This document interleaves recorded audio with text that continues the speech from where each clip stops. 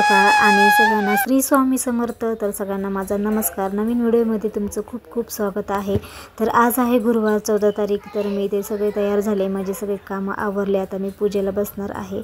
तर आजची थोडीशी पूजा मी तुमच्यासोबत शेअर करणार आहे आणि तुम्हाला थंबनेलवरून कळतच असेल की आज माझ्याकडे तुळशीचं लग्न लावणार आहे।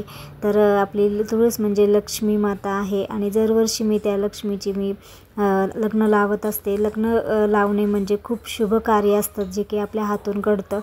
ते शुभ कार्य आपण करायलाच पाहिजे आणि आपले तुळस नेहमी आपल्या दारात असावी।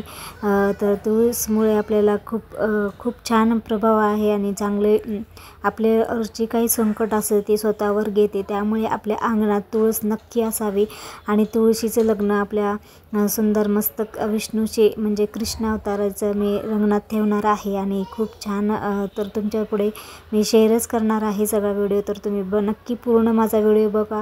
जर नवीन असाल तर नक्की लाईक शेअर सबस्क्राईब करायला विसरू नका। तर आजची मी थोडीशी पूजा मी तुमच्यासोबतच शेअर करत आहे।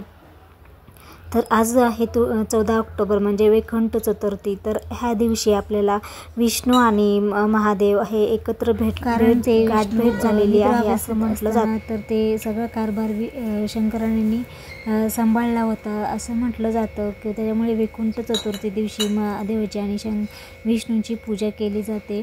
तर इथे मी आज तुळशी विवाह असल्यामुळे आज बाळकृष्णांचे म्हणजे त्यांना मस्त अभिषेक करत आहे, कारण आज त्यांचं लग्न आहे तुळशीसोबत म्हणजे विष्णूचं। तर त्यामुळे मी हे विष्णू म्हणजे कृष्ण अवतारच असतो, त्यामुळे मी इथे बाळकृष्णांची मूर्ती आहे तर त्यांचा मी अभिषेक करत आहे।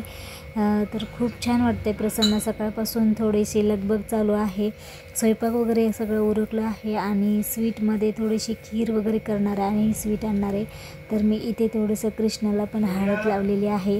तर तुमच्याकडे असे करतात का ते नक्की कमेंट करून सांगा, कारण आमच्याकडे थोडीशी हळद वगैरे तुळशीला पण लावतात अगोदर।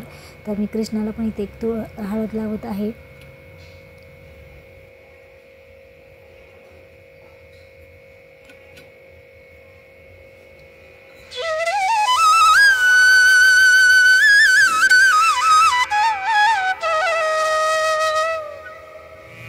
इथे मस्त सुंदर असा कृष्णाला वस्त्र घातलेलं आहेत आणि मस्त मोतीचा हार घातलेला आहे, तर खूप छान दिसतो। तर ते आजचा नवरदेवच म्हटलं जातं। तर नवरदेवाला पण खूप छान सजवायला पाहिजे। तर इथे बघते तर ह्या वर्षी बघू शकता सगळ्या कुंडीमध्ये माझी तुळस आलेली आहे, म्हणजे तिन्ही ह्याच्यामध्ये राम तुळस आणि एका कुंडीमध्ये कृष्ण तुळस आलेली आहे। तर असं म्हटलं जातं की हे शुभ असतं। तर ह्या वर्षी काय माहिती सगळीकडे तुळस आलेली आहे कुंडीमध्ये। तर इथे मी दर गुरुवारी कच्चं दूध लक्ष्मी म्हणजे तुळशीला वाहत असते, कारण दर गुरुवारी कच्चं दूध वाहायचं असतं, ते खूप चांगलं असतं म्हटले जाते। त्यामुळे मी ते कच्चं दूध आणि तुळशीची पण पूजा करत आहे आणि मी ती तुळशीला हळद पण लावून घेणार आहे, कारण आज त्यांचं लग्न लावणार आहे त्यामुळे। तर बघू शकता माझे तुळस कशी आलेली आहे सुंदर, म्हणजे सगळीकडेच अशी सुंदर ह्या वर्षी उगवलेले आहे। तर म्हटलं तुमच्यासोबत पण शेअर करावं।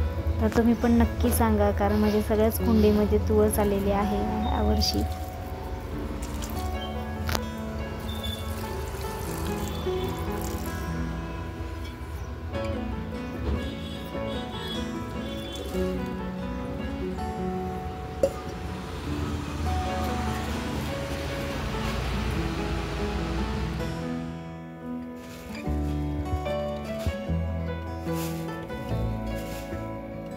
तर मी इथे थोडंसं तुळस घेतलेली आहे आणि असेच थोडं शॉर्ट व्हिडिओ बनवलेला आहे। तर माझ्या चॅनलवर शॉर्ट व्हिडिओ टाकला आहे, ते पण नक्की बघा।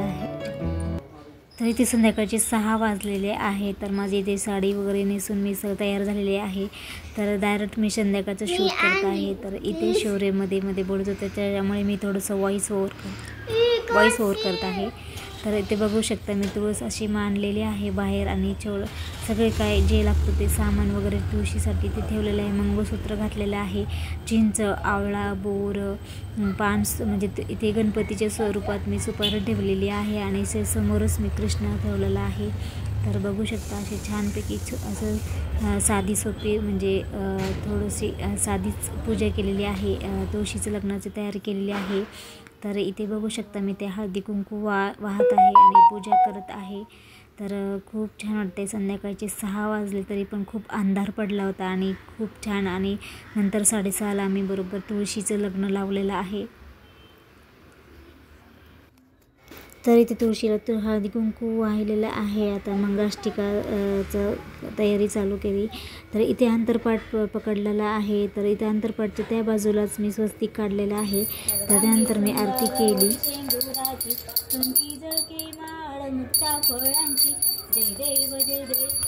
अशा पद्धतीने आमचं म्हणजे विवाह संपन्न झालेला आहे. तर आमच्या पद्धतीमध्ये अशीच पूजा केली जाते. तुमच्याकडे कशी केली जाते ते नक्की सांगा. चला मग नेक्स्ट व्हिडिओमध्ये भेटू. तोपर्यंत सगळ्यांना श्री स्वामी समर्थ.